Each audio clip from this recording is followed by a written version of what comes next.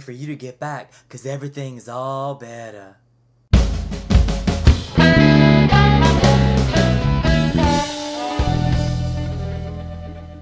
You see, little did I know, my ex had a relationship with the police. Not to mention, my disco pharmacologist was able to conduct his business because of this relationship. Needless to say, I was 7 shades of livid.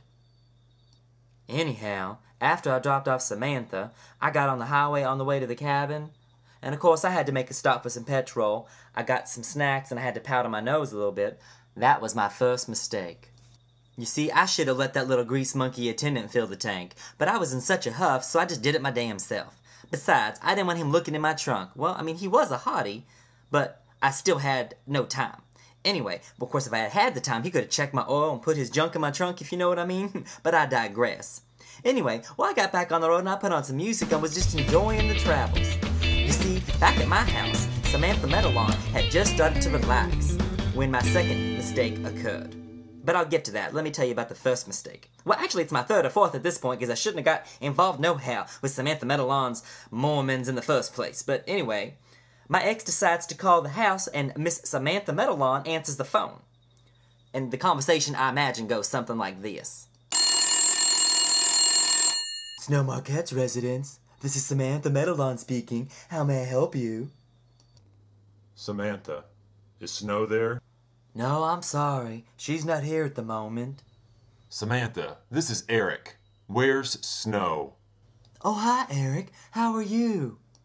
Samantha, where's Snow? I need to speak to her right now. Oh, Snow went to go dump the bodies at your cabin in the woods. Oh hell. She went to the superette to pick up some groceries. When did she leave to go to the cabin? About an hour ago. I neglected to tell Samantha that if anyone called, especially my ex Eric Wilkerson, to say that I was indisposed and that I would return their call at my earliest convenience. Oh my goodness. Well, back to my first mistake, so to speak. So there I was driving along the highway enjoying some driving music when I heard that awful sound, that woo-woo pull-over noise. Oh my goodness, I was beside myself with grief and irritation. That damn racket of insurance. Just gets my blood boiling. Well, anyway, I was a little shocked when I saw a svelte officer approach my vehicle instead of some fat, ugly police officer. And the first thought that ran through my mind was, is my hair okay and does my makeup look good? And then I got to my senses and realized I have bodies in my trunk. I hope he doesn't look in the trunk. Oh well.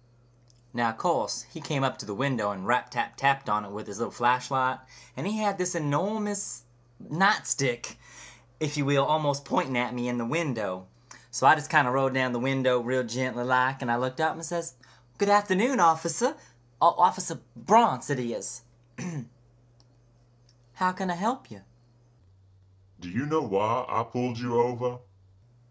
Of course, the thoughts that were running through my mind was, number one, I'm stunningly beautiful and ravishingly gorgeous and have an outrageous outlook on life. But two, why do they always ask that question? They already know why they pulled you over in the first place. Don't get me started. And of course, I replied, "Why no, Officer Bronze, I have no idea."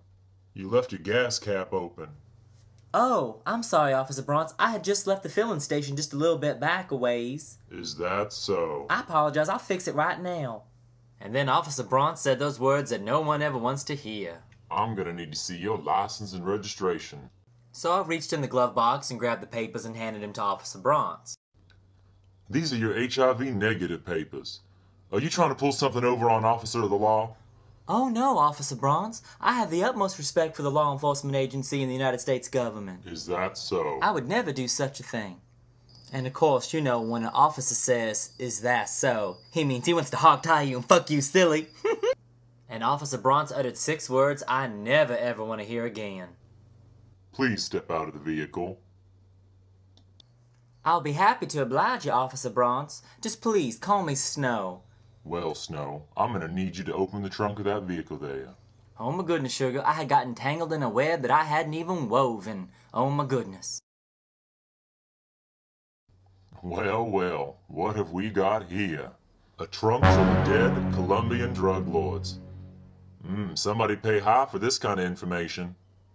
Oh my goodness, sugar. Officer Bronze, about those bodies in the trunk. Save it, sweetheart. Oh, Officer Bronze, You just can't take me downtown. They'll take away my shoes and my hat and my gloves. And besides, that jumpsuit is not flattering to my figure.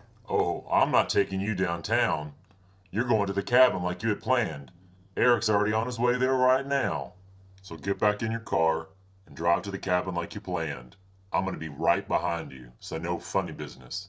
Got that? So there I found myself driving to the cabin with a police officer behind me with God knows what lurid fantasies he had going on in his mind. Not that I minded too awful much, mind you, but I still hadn't dealt with the bodies in my trunk and dealt with Samantha Meadowlawn's bodies. Oh my goodness, sugar, what's a girl to do?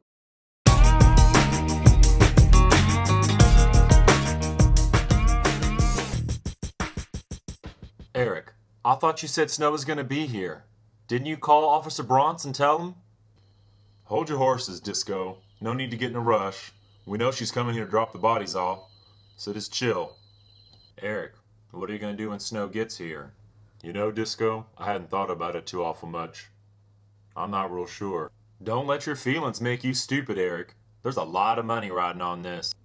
I do know this, Disco. Don't give Snow so much it kills him. If it does, you're gonna be dead. Eric, I'm Snow's disco pharmacologist. I'm not going to give him so much that it'll kill him.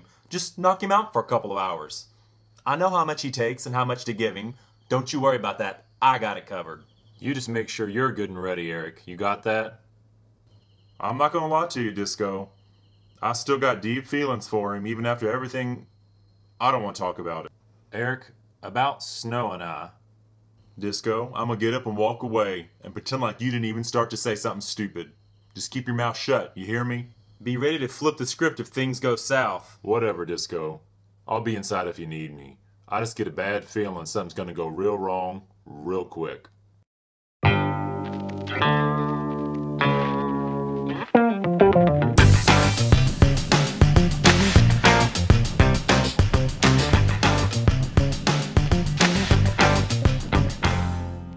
So I pulled up to the cabin, and I was getting out of the car and kind of slinking over to the door when I heard a familiar voice.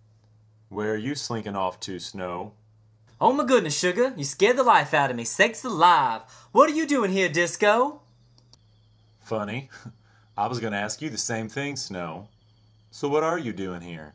Now, oh my goodness, sugar, that had put me to a screeching halt. Gracious. Now, of course, fortunately, I'm a quick thinker, so I came up with a quick little lie, you know, because I always keep a couple in my pocket just in case, you know. One never knows when the occasion will call for it. I maintained my poise, and I replied calmly, well, I'm here to pick up a few things I left at Eric's, you know. He and I are no longer dating, and, well, I'm quite fond of those little artifacts and little trinkets I left behind, you know. Some of them were gifts, and, well, they were given to me, and I thought I'd pick them up. He said I could stop by any time. Is that so? Then why'd you bring a cop with you? Not that it's any of your beeswax, Disco, but I put a restraining order on Eric, and I brought Officer Bronze along just in case Eric was here to keep me safe. Hands up, Bronze. Keep him where I can see him. That's funny, Snow. I thought Officer Bronze was here because Eric and I called him here. Everything out of your mouth right now is a damn lie. Oh my goodness, sugar. I thought I was a goner for sure. Instead, they just knocked out Officer Bronze, thank goodness. And they drug him to the basement and had me help. My shoes got all moldy because it was wet down there, and I was not happy about that. Those are Jimmy Choos. There, are you happy now, Disco? Got my shoes all moldy. As a matter of fact, no I'm not, Snow. Thanks for asking. Eric, I'll be back. I'm gonna go take care of the bodies. So how'd you know I was gonna be here, Eric? Let's just say a little bird told me. Oh my goodness, Samantha Meadowlawn. That little vixen. What's going on here, Eric? Why did you knock out Officer Bronze after you sent him after me? I don't like the way he looks at you. Oh my goodness, sugar. You still have feelings for me. Who would have thunk it? Eric Wilkerson has feelings for Snow Marquette. Oh my goodness. Well, well, well. I think that's just adorable. If not a little obsessive and kind of twisted, but anyhow, it's quite adorable. That's the problem with you, Snow. You always make everything out to be some kind of joke. Don't be cross, Eric. Let's go inside and have a drink or something. Besides, I'm parched after all that driving. It's a long ride up here to the cabin, and with the cop behind me the whole way. Oh my goodness, sugar. And maybe you can explain to me why Disco sold me a car with dead Colombian drug lords in the trunk? I mean, imagine my surprise when I was going to put dead Mormons in there to find